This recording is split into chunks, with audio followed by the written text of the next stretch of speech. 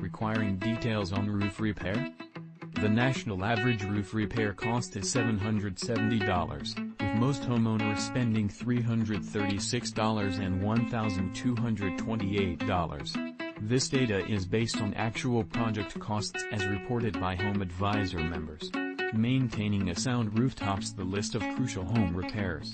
It keeps your home interior warm and dry and protects it from the elements.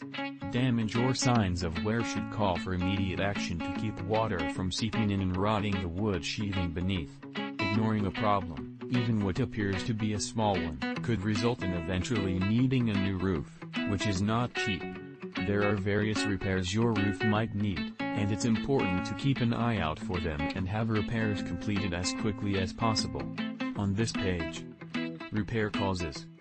Most roof leaks are similar in nature and are due to the same types of problems. These include: if you notice any of these signs, you should call a roofing specialist immediately to get the problem fixed. Get a quote from the roofer now for your repairs. Return to top. Finding the leak. Sometimes it's relatively easy for your contractor to find the leak because it is already leaking into your home. Contact our business soon for some information on roof repair.